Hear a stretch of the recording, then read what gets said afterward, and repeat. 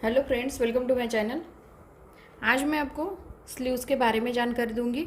क्या हो जाता है, जैसे कमेंट्स बॉक्स में मुझे पूछा जाता है कि स्लीव्स की चौड़ाई कैसे लेनी है। ये मैंने पहले भी बता दिया है, फिर से एक बार बताती हूँ, क्योंकि जैसे किसी किसी को समझ में नहीं आता है, तो इसीलिए मैं फिर से आपको समझाती हूँ कि स्लीव्स कैसे लेनी है, इसकी चौड़ाई कितनी लेनी है और कैसे रखनी है।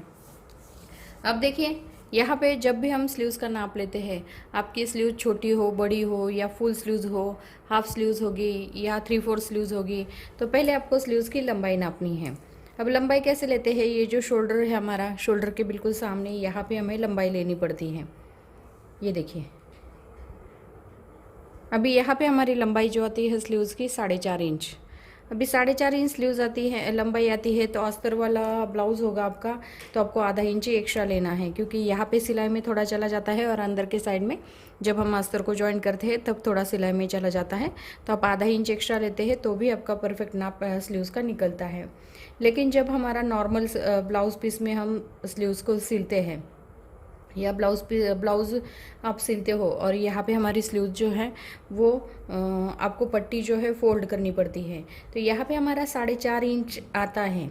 स्लीव्स की लंबाई जो है वो 4.5 इंच आती है, तो इसमें आपको क्या करना पड़ता है, 1.5 इंच एक्स्ट्रा लेना पड़ता है।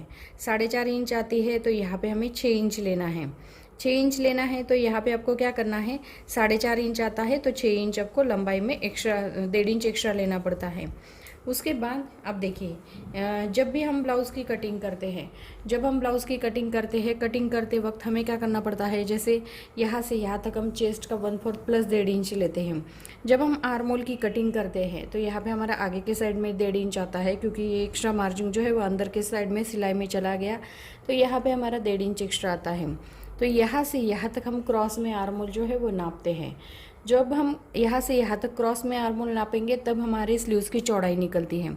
जैसे जितना हमारा क्रॉस आता है उसमें आपको आधा इंच प्लस करना पड़ता है। आधा इंच प्लस करने के बाद आपको स्लीव्स की जो चौड़ाई होती है वो निकल जाती है। यहाँ पे आपको जैसे ब्लाउज़ के ऊपर नहीं नापना है, जब हम कटिंग करते हैं तब आपको ये नापना है। जैसे 8 इंच हो, 7.5 इंच हो, 8.5 इंच हो, जितना भी आपका 8 इंच होगा तो 8.5 इंच लेना है, 7 इंच होगा तो 7.5 इंच लेना है। आर्म होल को आपको क्रॉस में नापना है। जब हम ब्लाउज़ की कटिंग करते वक्त आर्म होल नापना है, सिला हुआ ब्लाउज़ के ऊपर नहीं नापना है। जब हम आर्म होल की कटिंग मैंने बता दिया है कि कमर के हिसाब से आपको ये गोलाई कैसे देनी है, तो ये फ्रंट या बैक साइड कौन सी भी लेनी है और आपको क्रॉस में नापना है। जितना आता है उसमें आपको आधा इंच प्लस करना है। तो ये निकलती है हमारी बाजू की चौड़ाई। और यहाँ पे जो लंबाई आती है, लंबाई में आपको सिर्फ 1.5 इंच एक्स्ट्रा लेना पड़ता है। जैसे छोटी स्लीव्स हो तो भी 1.5 इंच लेना है, 3/4 स्लीव्स हो तो भी 1.5 इंच लेना है, और फुल स्लीव्स हो तो भी 1.5 इंच लेना है। सिर्फ हमें चुन्नट वाली जो बनती है, यहाँ पे हमारे जो प्लेटें पड़ती है, उसके लिए आपको एक्स्ट्रा लेना पड़ता है।